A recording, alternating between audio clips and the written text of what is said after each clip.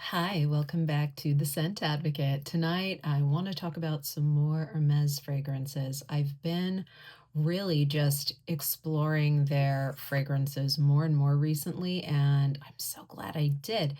I've got some in my collection I'll share with you. If you've seen other videos, then you might be familiar with this. And I'm not going to talk a whole lot about these, but this is a 50 ml Eau de Cologne. This is their Eau de Basilic Pourpre. This fragrance is a strong basil. There we go. A strong basil fragrance, very fresh and summery.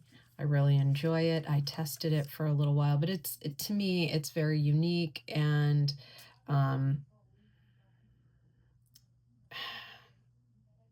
it's a floral basil. It's with a little bit of a balsamic kind of thick coniferous sort of resin going on in it to really give it some maturity and I think some a quality that takes it beyond savory gourmand. Beautiful stuff. Have you tried this one? Let me know. And another that I've recently acquired that I just adore is, I think it's Hiris. It's Iris with an H. And this was an absolute obsession, I believe. This is, let's see here. I think this is an eau de toilette. It is 100 ml. I love Iris. I'm not much of a floral person, but Iris is definitely always going to win in my book.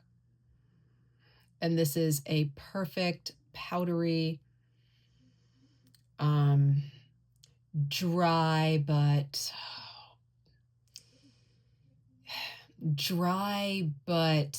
energetic, happy, upbeat, positive.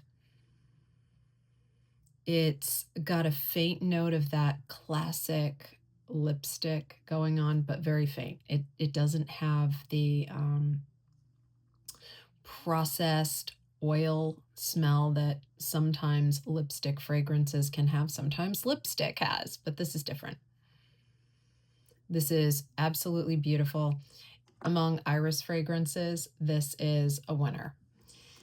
And in terms of the longevity, because it is an eau de toilette, and same with the basil being a cologne, these last really well on me. Now, I wouldn't say I'd get, 10 hours out of them, but I don't know, those kinds of fragrances, don't you feel like you definitely want to reapply them pretty frequently because they're just so wonderful? Anyway, those are some recent acquisitions on the Hermes side that I already covered, and there's one more I talked about last night, but I'm not going to get into it today. If you want to see that, I've got a short dedicated to it, and you can check that out in the library of videos. The one I'm really excited about that came today is L'Ombre de Merveilles Hermes. Here we go. This fragrance is stunning. This was a blind buy. I love amber. I've really been fiending for amber lately, wearing my amber fragrances, but the price point on this, I could not pass up. I read about it. I was really interested, and when I saw it for about 60 bucks, I grabbed it. This is a 2012 release. It's 50 ml. The nose on it is Jean-Claude Elena, and it is an EDP. Can you imagine? So the notes in this are amber, labdanum, patchouli, and vanilla. Now, sounds direct, simple enough. When I spray this on, I get a little bit of oak moss going on in the background. And I am an absolute oak moss freak. I mean, those of you who've watched any of my videos know that there's just something about it that compels me. Not on paper, but on my skin, I get those notes with oak moss, giving it a very light hint of or a nod to vintage, maybe even leaning in the direction of a Diaghilev. It's not a dupe. It's not the same. Very, very distinguishable, but it's got that thing, and I think that thing is oak moss. Let me know, have you tried this? It's not listed among the notes, and again, it's not going to come through on the paper, at least not in my experience. Gorgeous stuff, Lambre, de Merveilles, and it's absolutely wonderful. Next, and I got a small one because this too was a blind buy, and I almost never do these, but again, there was a great sale and the price was right. This is Le Jardin Sur Le Nil.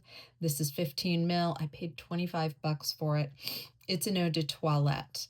The notes in this fragrance are citrus, mango, tomato, right? I mean, that sounds amazing. Carrot, lotus, cattails. Never heard of that in a fragrance before, but it turns out it's not so unusual. Okay, hyacinth, peony, musk, iris, incense, labdanum, and cinnamon. The description of the fragrance intrigued me. The price was fine. I thought it was a good deal for a tester I could really test out as opposed to, a little tiny 1 ml. This is lovely. Bright citrusy opening, and then it dries down into a more rigid feeling green that's bolstered by the spicy notes of the cinnamon and labdanum. The carrot, nice and bright in the opening, blends really, really well with that citrus, that kind of a grapefruity thing going on. And then the musk and iris, I don't really get, but same with the incense. I'm not really getting that. Hyacinth, I have a hard time detecting, but the tomato is up front, and it's not that piercing green, which I happen to love. When you break off a tomato leaf on a plant, it's not like that, but it's there. This is a fragrance I would say is beautifully combined. It's like a ton of different things happening, like a cacophony, except it's a fragrance. Wonderful stuff. Have you tried Un Jardin Sur Le Nil? If you have, let me know. What did you think of it? And tell me, am I just not observant, or I don't hear anyone talking about these? And it could be that they are, and I just am not realizing it, but these are amazing. I can't believe I'm not seeing them everywhere, but I don't know. Next, we've got Twilly Hermes Eau Poivree. Now, I talked in a recent video about Twilly, one of the Twillys that I do not like. It's great. It just doesn't work for me. My mother's got it on her. It smells like heaven, but the Twillys for me, just no. This one, wow. So this is pink pepper forward. And I think just rose, yeah. Oh no, pink pepper, rose, and patchouli. And it's also described as a floral sheep, I suppose, but I don't think this truly fits the sheep profile. I wouldn't have thought that, but it does have that nod to a more glamorous yesteryear. There's a sophistication to it that I just don't think you see as often these days. There's rose in this, but it's not a rose that I dislike, and I'm not a huge fan of rose generally. I've got a few in my collection that I really like, but they have to be different, and this one is. So the nose on this is Christine Nagel. It's a 2019 release. It is an EDP, and wow. Absolutely beautiful. This I could put on my wish list for a full bottle, most definitely. The only Twilly I've ever tried that works for me. And finally, for this evening, I'm fighting this one, you guys. It's been a battle. I like to wear ties once in a while. Yes, neckties that most often men wear, but I'm a lawyer, and when I dress up, I enjoy once in a while wearing a tie. I always have. I used to wear them to court when I used to go as a litigator. I haven't done that in a while, but when I did, it was always just fun. I don't know, it gave me a little confidence boost. It gave me a sense of formality and occasion, and I enjoyed it. Anyway, I got some neckties from Hermes for Christmas. Love them as gifts. And with them came a couple of fragrance samples. And Hermes Oud Alezan was one of them. And at first I wasn't going to try it. I was just going to sort of set it aside. But I got a look from my mother, and so I tried it. And what a mistake. This stuff is beautiful. And I knew right then and there, this is going to be a struggle. This is really going to be tough not to move in the direction of eventually acquiring this. So I've been testing it for over a month. And this is from their Hermescence line. It's a 2024 release. Christine Nagel again. It's an EDP. And this is simply rose and oud. At least those are the listed notes. So I have these kind of rosy ouds in my collection. This is lighter than any of the others. And so why I haven't moved forward yet and put this on my wish list for my birthday that's coming up this year is because I'm still trying to figure out whether this is too similar to other rose ouds I have in my collection. The other rose ouds I think are, they're less linear. And so there's a lot going on with these, and they can be a little bit polarizing. This is a great rose oud if you want to wear it to work or in mixed company that you don't necessarily know who loves fragrance and, who, is completely turned off by it.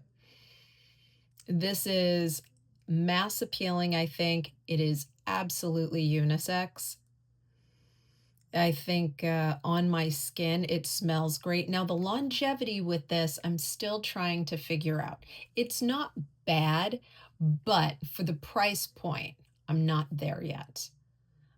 I have to see. But this is one of those fragrances that I would absolutely love to reapply throughout the day just because I want, a fresh sensation of it. So that's really not going to matter. The longevity wasn't bad. I'm just trying to gauge relative to the other fragrances I have in my collection that are similar notes, I should say. I'm trying to figure that out still. So this would not, in my opinion, be something I'd jump right into, or that I'd, suggest anyone jump right into. Of course, you do you, whatever works for you. I'm sitting here tonight telling you I made 2 blind buys and they were fantastic. So they were small and inexpensive, but fantastic. By the way, the price point on some of these fragrances, right? They were incredible. And the Hermescence seemed to be more pricey based on what I'm seeing in my research. Let me know if you disagree. I do think I left a couple things out before I sign off. I just want to say that the Jardin Sur Le Nil is a unisex fragrance leaning feminine, in my opinion. Twilly, same thing. L'Ombre de Merveilles, also leaning feminine. All of these are unisex, but I think the Hermes Oud Alezan is among these fragrances more masculine leaning, but I would never hesitate to wear it. So what do you think of these fragrances? And what do you think of Oud Alezan? Have you had success with the longevity? Do you think it's worth the price? Do you think that it's similar to some of the other rose ouds out there in the market? If so, which ones? I think these are all fantastic. The single biggest surprise that I'm just so happy with, because I'm really against blind buying, is the L'Ombre de Merveilles. This is a stunner. Love this stuff. And let me know if you also get oak moss or something along those lines when you spray it on yourself. Hey, if you're not yet a subscriber, please consider subscribing, trying to build up the channel. And if you like the video, please give me a thumbs up. And I'll see you in the next one. Bye.